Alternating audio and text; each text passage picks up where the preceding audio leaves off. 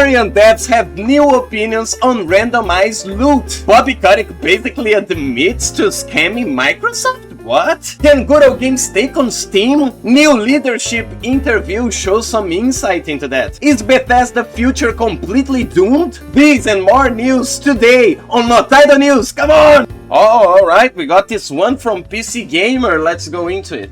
Larian learned a lot from Baldur's Gate 3 going into Divinity, including the fact that handcrafted loot is probably better. Randomization did not save us much time. Excellent, excellent. Excellent, excellent. Obviously, this is just a headline, so we gotta go in and check the real article, but it doesn't seem like a clickbait, right? Personally, I did not like the randomization of Baldur's Gate 3. Obviously, the randomization of items will tie into the balancing of the market, right? So there will probably be a lot more items, but they will be probably less valuable, and you have all that time sifting through random items. And in these games, you usually try to go for the unique, the legendary items, the ones that they are unique anyway. So honestly, in my opinion, it's like Dark Souls, right? Obviously, Dark Souls has random drops, but every item is unique. It's not procedurally generated, although I could see like Night Rain being procedural. But my point is, a lot of RPGs benefit from having unique items, and I think the excessive amount of loot should be tuned down, because it generates a lot of time just taking a look at your inventory. And granted, sometimes that is good, it depends on the genre, it depends on the approach. But yeah, I bet Divinity would benefit a lot if they turn down on the procedurally generated items, especially given that by the end of the game you are usually using the unique items, you know? As we go through the article, they mention the AMA from Reddit, right? And that developers from Larian mentioned that they are going through again the, let me quote that, a new action economy and character progression system. This is amazing. I think this is the key element for RPG games, is character progression, and the action economy obviously is a key aspect of turn-based RPGs, or turn-based games in general. But I'm really excited for Divinity. What you guys think? Are you guys excited for Divinity 2? I loved Baldur's Gate, but I've been playing Larian games since Divinity Original Sin 1. I've played the second one, and guys, I gotta say, I guess I'm more excited for Divinity 3 than I was for Baldur's Gate 3. Oh, but okay. Reading more into the article, it seems that these systems will be a middle ground between the action economy in Divinity Original Sin 1 or 2 and the way 5e works. Let me tell you, I play Pathfinder tabletop games. I've already played 5e. I prefer Pathfinder because it has a more action-oriented, right? It's not just one attack and one movement. That system blows. One attack and one movement per turn plus one bonus action. It's so unbalanced. A lot of classes do not use the bonus actions, and some other classes abuse of bonus actions. I don't think it's a great idea. Honestly, I think when you pick that and compare it to other RPGs, it's more of a fumble. In my opinion, a lot of people prefer 5e. But I hope they struck gold for Divinity 3, because honestly, if we are picking between action economy of Baldur's Gate 3 and the action economy of Divinity, I prefer Divinity all the time. It's the same action economy as a game like Fallout 2. I'm excited for the next Divinity game. Tell me in the comments if you are too. But yeah, enough about that. Let's jump into the next news.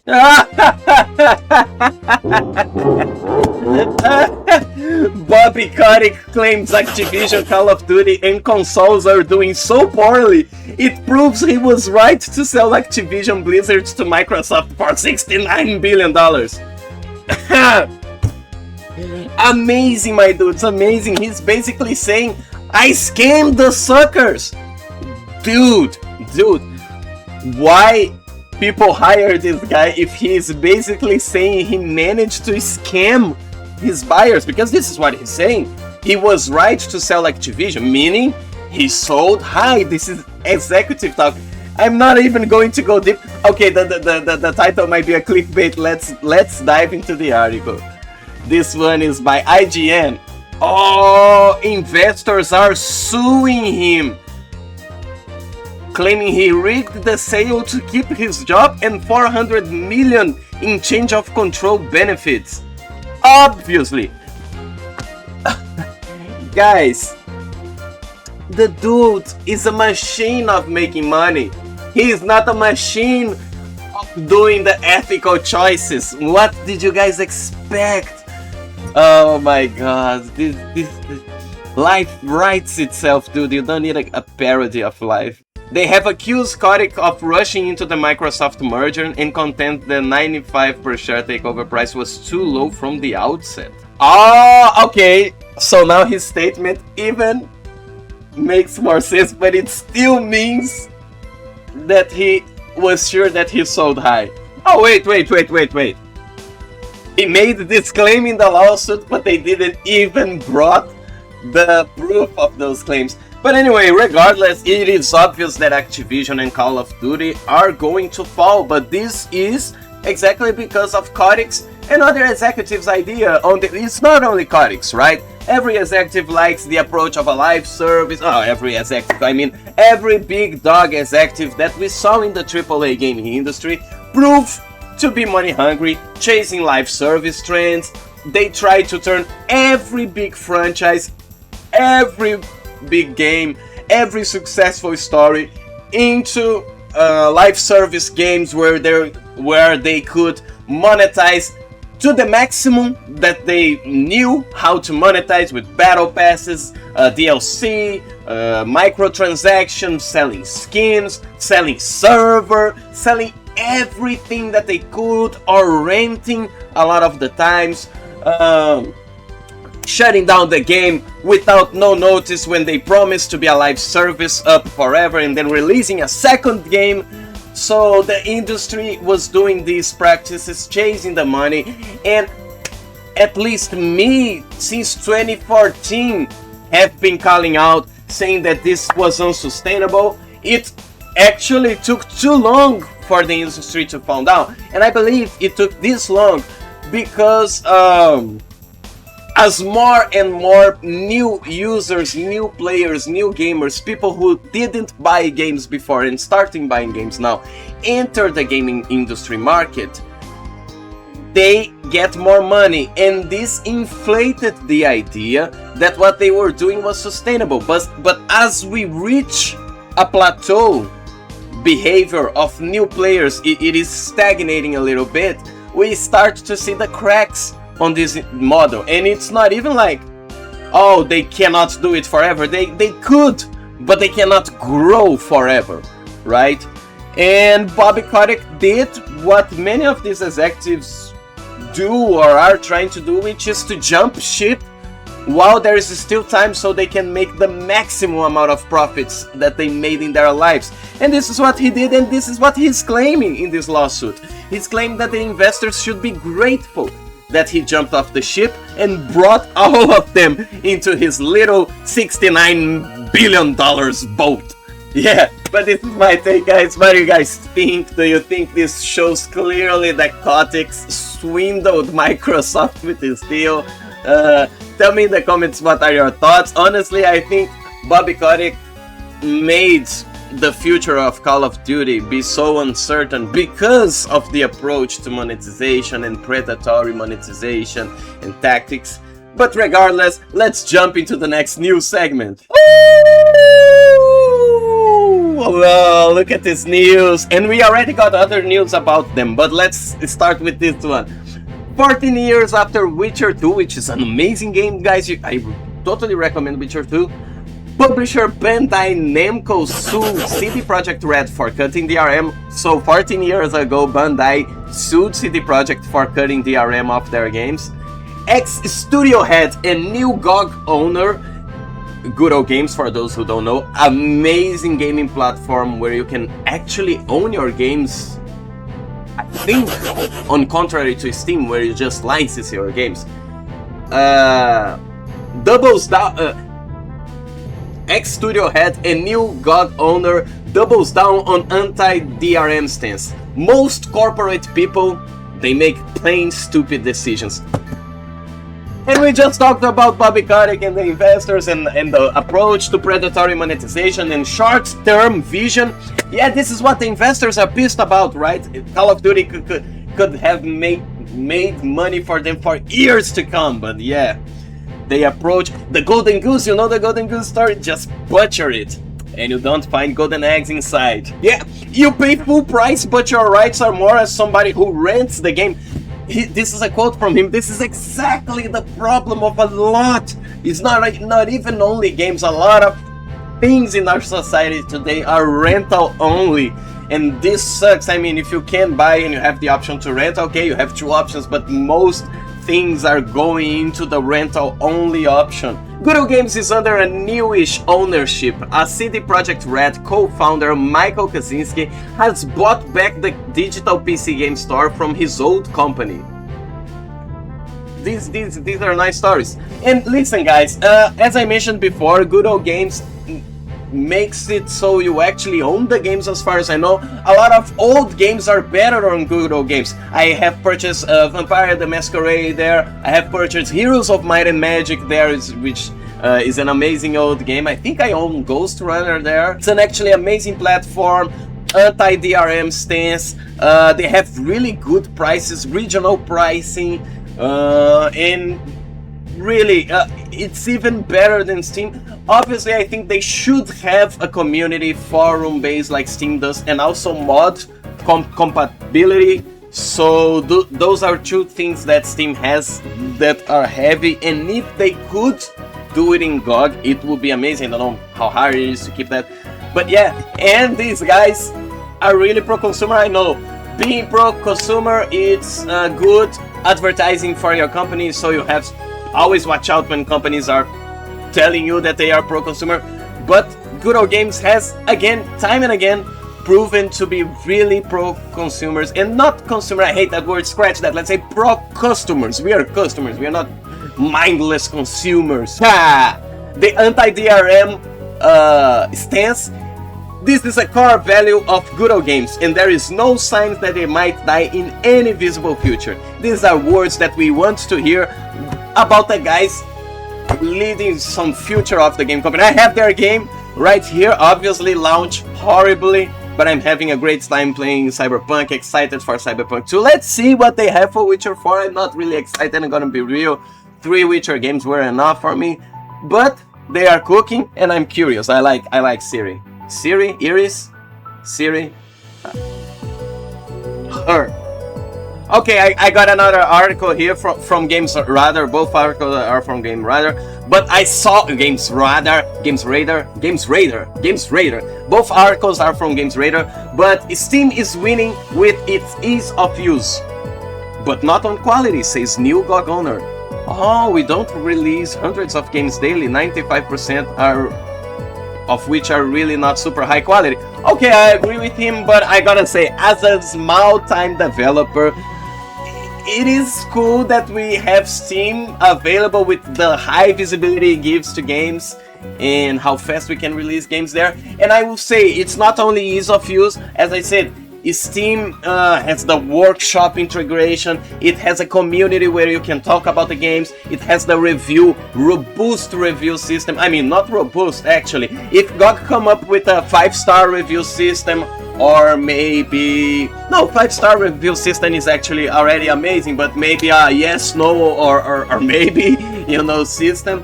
But, yeah, I really think GOG can compete with Steam. It doesn't necessarily need to have the same share of the pie, right? But they do need to improve on some of the features they are offering. Oh! Nice quote! Kaczynski said on an interview, I think, with Games Industry, Kaczynski, somebody might say that having a competitor like Steam with 80% of the market share is a huge obstacle. But to me it's the opposite.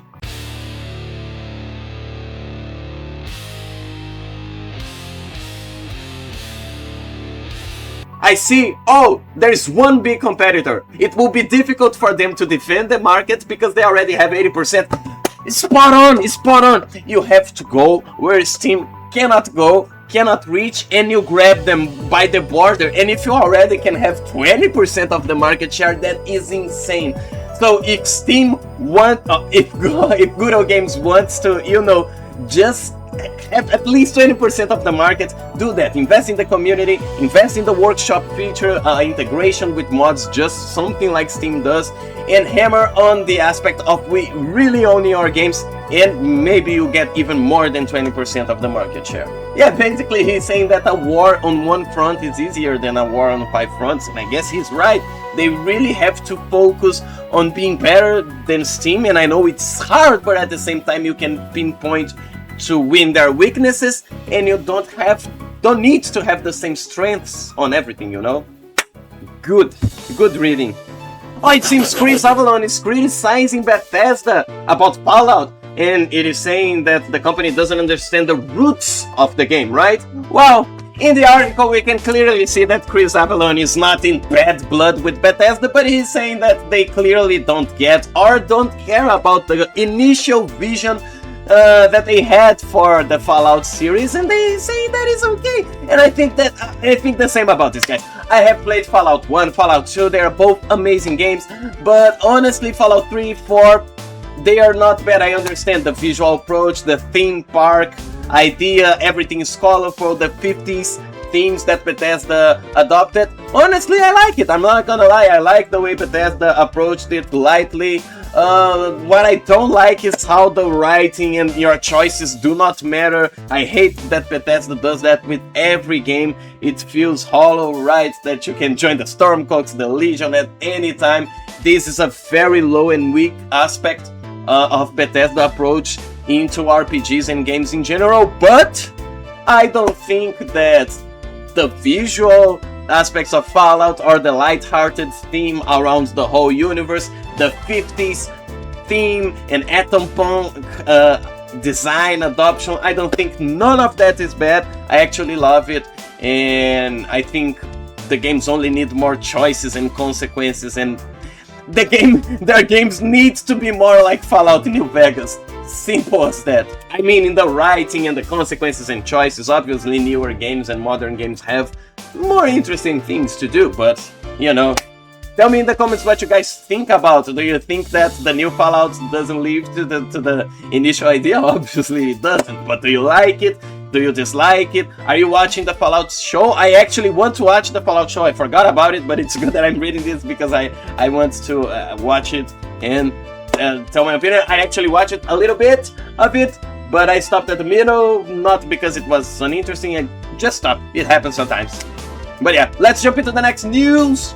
Also on Bethesda news, Bethesda can't win with Fallout 5 and The Elder Scrolls 6, former lead says, because even if it's just as good as Skyrim was, you still get so many people throwing out hateful comments. Come the fuck on, come on. Nah, this is no excuse. Dude, let me tell you one thing. If Fallout 5 is as good as Skyrim, people will like it. But I just mentioned how Skyrim doesn't take their choices seriously. You can join everything and do everything and people barely react to your choices. The world barely changes because they want you to be at any time, at any place, at any point and do all the quests in one playthrough. And I don't think this helps their games. There should be choices and consequences. Things should divert, there should be forks on the roads, and if you help this guy, you cannot help that guy and you need to play again. Honestly, I think the lack of that is what is bad about Bethesda, and if they keep doing that, it will be bad. Yes, people are tired of the same shtick. You need to improve on your weaknesses. You have a lot of strengths. Focus on your weaknesses, but let's jump into the article. Reacting to the titles alone is a trap, but I cannot help myself. The idea of the titles is to make you react, right? Alright, it's the clickbait thumbnail. Bethesda's former lead artist Nate Perkypile thinks The developers of The Elder Scrolls 6 and Fallout 5 are in a no-win situation now that expectations are so high. In fact, that's partly why he left Bethesda in the first place. I don't think expectations are so high. Expectations were high for Starfield. They didn't manage to do it. But yeah, the formula is there. You guys can still follow the formula. Bethesda can still go for the formula. But more and more competitors are rising, and look behind me, Cyberpunk, the combat is amazing. Combat in Bethesda games. Oh yeah, obviously this is not better than a From Software game, but you know, this feels a power fantasy that I like, and I think Bethesda needs to do that. Oblivion, Skyrim are great. Fallout games are amazing. Even Fallout 4 has a lot of problems, but has a lot of good elements. So this is what I'm saying. The problem with Bethesda is that they improve on their strengths, but they don't improve on their weaknesses. So their weaknesses keep repeating with every single game. Every single game that you try to outstep has the same problem. Up until Starfield. So yeah, the problem is not the people buying their game or the hateful comments. You need to take accountability of the problems in your company and the problems in the idea of the game design, and own up to these and improve. And if you improve, you can even reach more and more audiences and higher praise. Stop with this idea that you are the victim company that cannot win in any stretch. I mean these are just developers. For as much flack as everybody throws at Todd Howard, at least he doesn't play the freaking victim. Because this doesn't read well when you are always playing the victim and blaming customers. You're blaming the people that are giving you money for complaining, giving feedback. Basically, hateful comments. Come on, man. You know that. Not even gonna comment. Yeah, he talks basically about death threats, hateful comments, and how Bethesda is in a no-win situation. That was a great summary of what the interview is about. I honestly disagree. I want to hear your guys' opinions about it. Tell me in the comments if you think that Bethesda reception is bad, and even if they make a game as good as Skyrim. And really, is that the metric? As good as Skyrim? Can't you do it better? Again, this is what I'm saying about the mentality of not improving on the weaknesses, just on the strengths. But again, this was just a former dev. It obviously does not represent the whole company, but maybe where there's smoke, there's a little bit of fire. Maybe there's a kind of mentality that guys like Emil Pagliuiro, a fucking hard name, but beautiful name, but it's just hard to spell. But if these guys stop trying, to blame people for not understanding their game and not getting it, and maybe try to, hey, listen to the public feedback, because Bethesda games are actually really good, but they have some weaknesses that have been repeating in their games and franchise as a whole, and it's getting to be a big problem, and they need to fix it. I want to know your guys' opinions about this. I want to know your guys' opinions about all the news that we talk about, and I expect to see you guys on the next Notidle gaming news, and I'll see you guys. Also, guys, tell me in the comments what you think about any of this news. What do you think about Bobby Kottick? What do you think about Bethesda? What do you think about Good Old Games? I want to hear your opinion in the comment section below. Leave a like if you liked the video. Leave a dislike if you didn't like it. That's a good feedback also. And follow me if you are new here. Subscribe for more. Ring the bell. Ring that bell for more notifications. And I'll see you guys on the next one. Thank you so much, and bye bye.